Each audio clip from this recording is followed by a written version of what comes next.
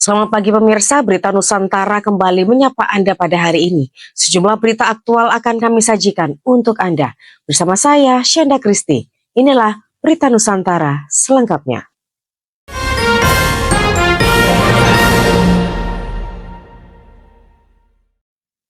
Untuk pertama kalinya sejak dilantik menjadi presiden, Prabowo Subianto bertemu dengan para pemimpin redaksi sejumlah media massa dan jurnalis senior. Untuk pertama kalinya sejak dilantik menjadi presiden, Prabowo bertemu dengan para pemimpin redaksi, sejumlah media massa, dan jurnalis senior. Pertemuan yang disertai diskusi itu berlangsung sekitar 6 jam di Padepokan Garuda Yaksa, Hambalang, Kabupaten Bogor, Jawa Barat pada Sabtu 22 Februari.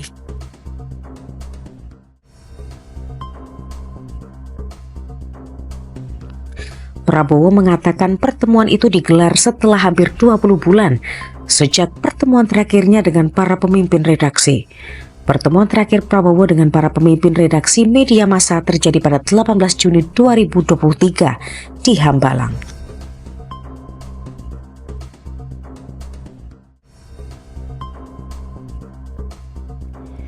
Pertemuan itu berlangsung sehari setelah demonstrasi besar-besaran sejumlah elemen masyarakat, yaitu Badan Eksekutif Mahasiswa Seluruh Indonesia bersama Koalisi Masyarakat Sipil terhadap pemerintahan Prabowo.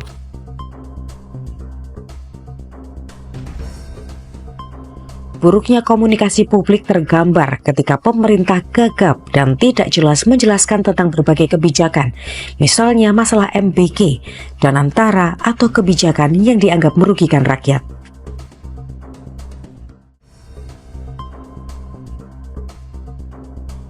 Media massa saat ini cenderung berpihak kepada rakyat dan dianggap menyuarakan suara rakyat. Sehingga menurut dia Prabowo perlu bertemu dengan pimpinan media massa agar informasi tidak berasal dari rakyat saja, tetapi juga dari Prabowo sendiri. Demikian laporan Java TV melaporkan. Berita selanjutnya, Kejaksaan Agung memperpanjang masa tahanan ex-Ketua Pengadilan Negeri Surabaya Rudi Suparmono selama 40 hari ke depan setelah ditetapkan menjadi tersangka. Kejaksaan Agung memperpanjang masa penahanan ex-Ketua Pengadilan Negeri Surabaya Rudi Suparmono selama 40 hari ke depan setelah ditetapkan sebagai tersangka atas kasus suap vonis bebas Ronald Tanur. Adapun Rudi Suparmono setelah ditahan Kejagung di Rumah Tahanan Rutan Salemba, Cabang Kejaksaan Negeri Jakarta Selatan sejak 14 Januari 2025. Kepala Pusat Penerangan Hukum Kejagung Harli Siregar membenarkan perpanjangan masa penahanan Rudi Suparmono. Rudi telah ditahan untuk 20 hari pertama sejak 14 Februari 2025 di Rutan Salemba setelah yang bersangkutan ditetapkan sebagai tersangka dan berakhir pada awal Februari 2025. Namun masa penahanan Rudi disebut Harli kini diperpanjang hingga 40 hari ke depan. Harli menjelaskan perpanjangan masa penahanan Rudi dilakukan lantaran proses penyidikan terhadap yang bersangkutan belum tuntas. Demikian laporan Java TV melaporkan. Masih di Berita Nusantara, penyidik Direktorat Tindak Pidana Umum Bareskrim Polri menahan Kepala Desa Kohot Arsin dalam kasus pemalsuan dokumen SHGB SHM di wilayah Pagar Laut Tangerang pada Senin 24 Februari. Penyidik Direktorat Tindak Pidana Umum Bareskrim Polri menahan Kepala Desa Kohot Arsin dalam kasus pemalsuan dokumen SHGB dan SHM di wilayah Pagar Laut, Tangerang pada Senin 24 Februari. Arsin ditahan usai menjalani pemeriksaan di gedung Bareskrim Polri sejak pukul 13.10.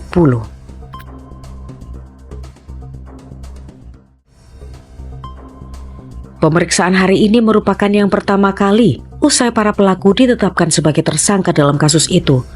Bareskrim Polri saat ini telah menetapkan total 4 orang tersangka dalam kasus pemalsuan dokumen SHGB dan SHM di wilayah Pagar Laut, Tangerang.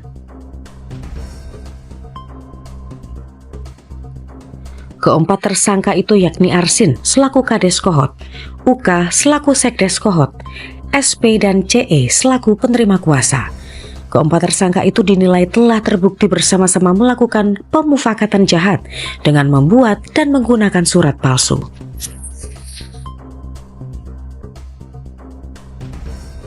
Surat itu kemudian dipakai untuk mengajukan permohonan pengukuran dan permohonan hak, hingga akhirnya berhasil diterbitkan total 263 sertifikat atas nama warga desa.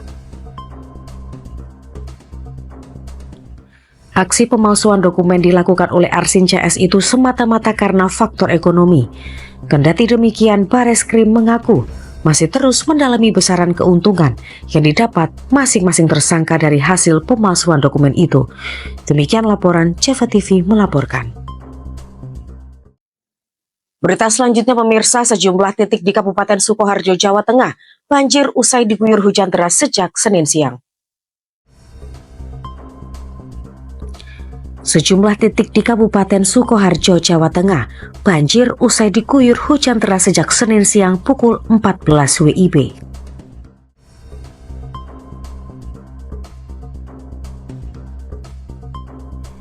Hingga Senin malam banjir masih terjadi di beberapa titik.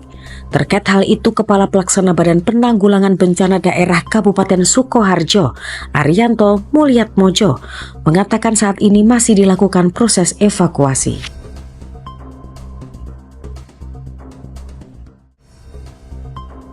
Ia mengatakan evakuasi dilakukan pada warga yang terdampak banjir, khususnya di Desa Kedung Wino, Kecamatan Nguter. Petugas BPBD, tim SAR, relawan dan warga setempat berupaya mengevakuasi warga terdampak banjir, khususnya anak-anak dan lansia yang terjebak banjir di rumah.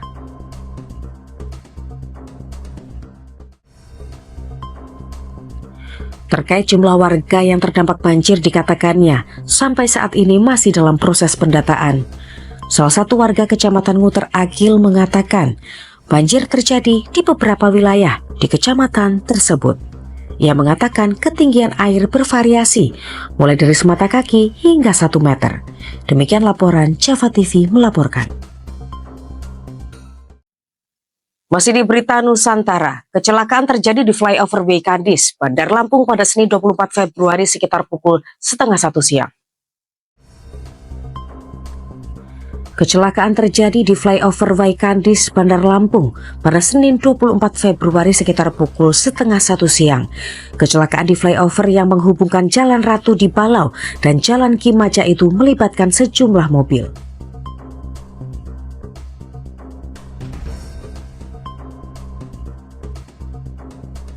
Dari foto yang diperoleh, tampak setidaknya ada 2 mobil yang ringsek di bagian depan. Kedua mobil tersebut tampak saling berhadapan. Warga Waikandis Tanjung Senang, Bandar Lampung, Dwi mengatakan kecelakaan itu sempat mengakibatkan kemacetan di flyover Waikandis.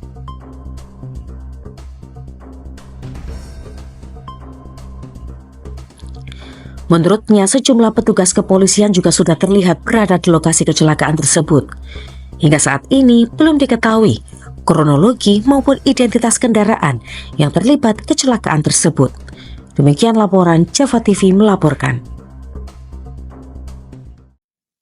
Baik pemirsa, informasi tadi sekaligus menjadi penutup perjumpaan kita hari ini. Saya Syenda Kristi dan segenap tim redaksi yang bertugas pamit undur diri. Selamat pagi, salam Berita Nusantara.